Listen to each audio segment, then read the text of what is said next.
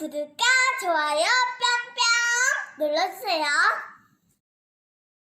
2024년 6월, 민지의 평범했던 일상이 악몽으로 변하기 시작했다. 친구라 믿었던 지영과 예린이 돌연 괴롭힘을 시작했고, 단순한 장난처럼 보였던 폭력은 칼을 들고 위협하는 식인종 놀이로 변했다. 공포와 협박 속에서 민지는 매일 악몽을 겪으며 외로움에 빠져들었다.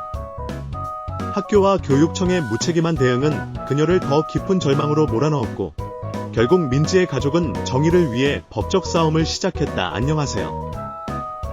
고감 꼼꼼쌤입니다. 역대급 막장학폭 사건입니다.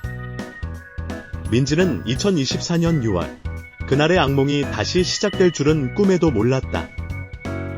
평범한 여름의 한가운데, 그녀의 인생은 그때부터 무너져 내리기 시작했다. 처음에는 아무렇지 않았다.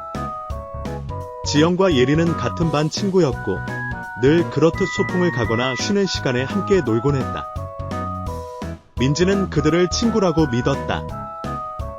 하지만 박자 게임이 시작된 그날 이후 모든 것이 바뀌었다. 벌칙이야. 지영은 웃으며 민지를 발로 밟았다. 처음에는 장난 같았다. 다른 아이들도 웃고 있었고, 민지 또한 그저 게임의 일부라고 생각하려 했다. 하지만 그 발길질은 점점 더 강해졌고, 민지는 곧 고통과 수치심에 시달렸다.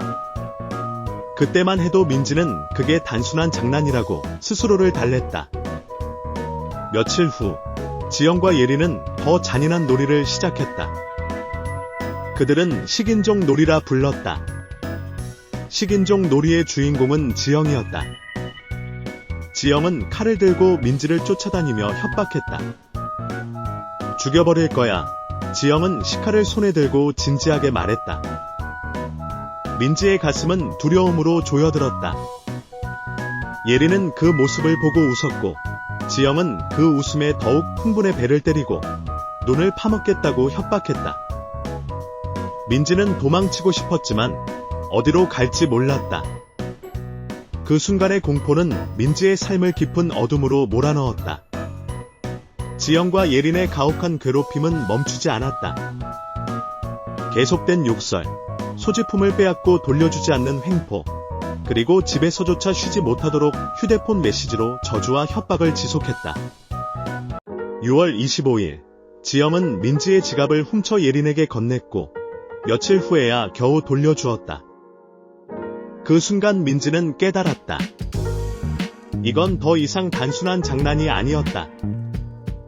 그녀는 친구라고 믿었던 사람들로부터 신체적, 정신적 학대를 받고 있었다. 믿었던 사람들이 그녀를 배신하고 있다는 사실은 그녀의 마음을 산산조각 냈다. 민지는 혼자가 아니었다. 예린 또한 그녀를 괴롭혔다. 바나나킹 과자를 부숴 모래와 섞어 민지에게 억지로 먹게 한 날, 민지는 공포에 떨었다. 예린은 장난인 척하며 자신도 조금 먹는 신용을 했지만, 민지는 굴욕감에 몸서리쳤다. 예린의 괴롭힘은 그것으로 끝나지 않았다. 지속적으로 군것질을 사게 만들었고, 민지는 두려움에 거절조차 할 수 없었다. 5월 11일의 사건은 민지의 자존감을 완전히 무너뜨렸다. 예린이 소공원에서 민지의 뺨을 때린 그 순간, 민지는 그들이 더 이상 친구가 아님을 확신했다. 그들은 이제 단순히 그녀를 괴롭히는 가해자일 뿐이었다. 이 모든 고통을 견디던 민지는 가족에게 모든 것을 털어놓았다. 그녀의 부모는 충격에 휩싸였다. 딸이 겪은 끔찍한 일들, 그리고 가해자 중 한 명이 성남시의원의 딸이라는 사실을 알고는 더욱 절망했다. 그들은 학교와 교육청에 수차례 도움을 요청했지만 돌아온 것은 무책임한 대응뿐이었다. 민지의 부모는 가해 학생들과의 분리를 요청했지만 학교는 그저 학급을 옮기는 미약한 조치를 취했다.